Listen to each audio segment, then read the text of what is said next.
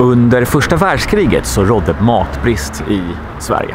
Den ryska revolutionen 1917 hade också inspirerat många arbetare runt om i Sverige att göra upplopp just på grund av höga matpriser. På Södermalm då var potatisen slut här i maj 1917. Och det började gå ett rykte att det fortfarande fanns potatis här på Fredrik Karlssons butik på Södermannagatan. Det här ledde till att massor av kvinnor började köa för att få kräva att köpa potatis. Den här folkvågen bara växer och växer och den skulle urarta i kravaller. Det skulle krävas över 100 poliser för att återställa ordningen. Och 3 kvinnor skulle få bära skulden för det som historieböckerna kallas för potatiskravallerna.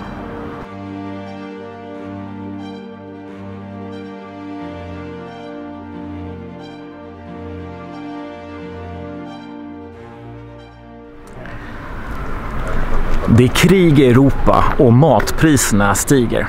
Ja, jag skulle faktiskt kunna prata om dagens Sverige. Men dagens händelse som vi speglar skedde faktiskt för nästan exakt 100 år sedan. Närmare bestämt 1917 den 5 maj. Alltså samtida med ryska revolutionen och första världskriget. Under första världskriget så rådde matbrist i Sverige. Det var ransonering på mycket av matprodukterna. Och i april 1917 så hade potatisen tagit slut här på Södermalm. Och under eftermiddagen den 5 maj 1917 så började det spridas ett rykte att det fanns potatis kvar vid Fredrik Karlssons speceributik där på hörnet på Södermannagatan 33. Det här gör att mängder av kvinnor börjar köa för att få köpa potatis. Det var de som skötte matinköpen för den här tiden. Och den här skaran människor den bara växer och skulle till slut också urarta med hundratals poliser som behövdes för att lösa upp den här skaran människor. Och i centrum för den här händelsen så stod en 22-årig kvinna vid namn Clary Elström.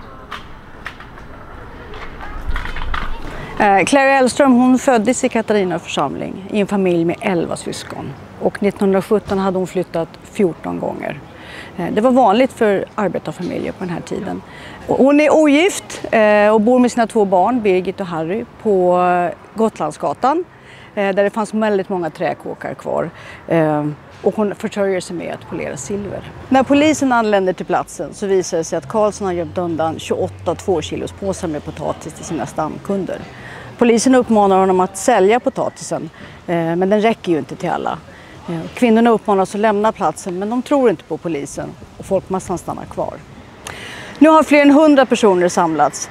Clary är en av de drivande och hon är både orädd och vältalig och säger: vi behöver inte lyda några konstaplar. Vi står kvar tills vi har fått potatis.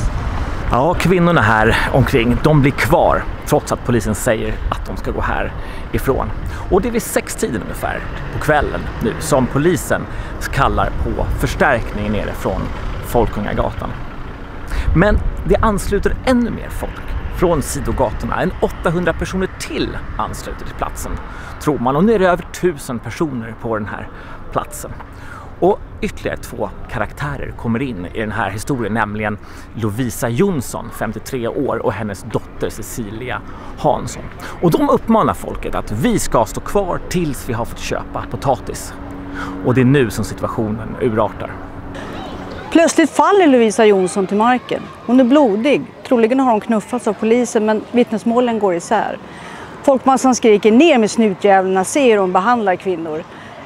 Folkmassan börjar kasta sten mot polisen som drar sabel och gör chock. Förstärkning kallas in.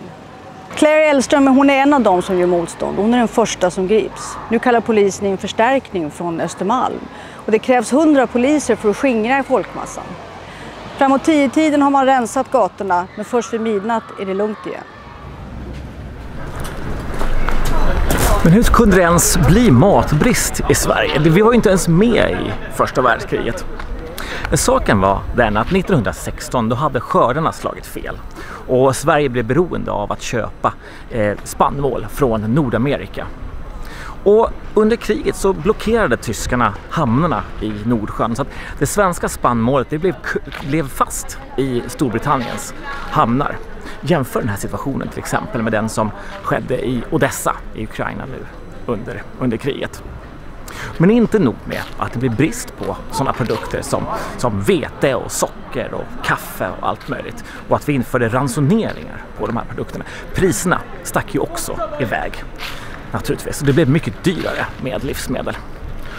Och till råga på allt då, så politikerna de införde ett pristak för socker och vete och liknande saker. Det fick inte kosta mer än en viss nivå. Och det här gjorde sakerna ännu värre. För att när du inför ett pristak på till exempel vete och bönderna inte fick ta tillräckligt mycket betalt för vetet, ja då började de mata sina djur med det här istället. För att kunna sälja skinka, för det var inte ransonerat, eller det fanns inget pristak. Och då blev det ju brist på vete istället. Och när de införde pristak på mjölk till exempel, ja då matade bönderna sina djur med skummjölk. Och så blev det brist på mjölk också istället. Matbrist, det har ju förekommit många gånger i historien. Men den här gången så ledde det till kravaller. Varför då? Jag tror att det kan vara en kombination av politisk oro, världskrig, revolutionsstämningar i Ryssland. Dåliga skördar leder till hungerdemonstrationer och svält. I Sverige så bara under april 1917 så är det 250 000 personer som på olika platser demonstrerar och visar sitt missnöje med livsmedelspolitiken. Den 5 maj, samma dag som potatiskravallerna, då var det en större protest nere i Göteborg, i Haga, där 40 000 personer samlades. Och de krävde att få köpa bröd utan att behöva använda såna här kuponger som man ju hade under kriget vid matransoneringarna. Det var kvinnor även där som pekades ut som initiativtagare. Och i Göteborg så sattes både polis och militär in mot folkmassan. Det är viktigt att komma ihåg att 1917 så har vi inte allmän rösträtt och kvinnor får ju definitivt inte rösta. Arbetarrörelsen har arbetat länge för förändringar och det har varit på gräsrotsnivå. Det är nära till revolution 1917 och de här potatiskravallerna de bidrar till att statsministern Hjalmar Hammarskjöld, som gick under namnet Hungersköld, att han avgår. Men till sommaren så har allting lugnat ner sig. Ja, vad fick de för påföljder av de här kvinnorna?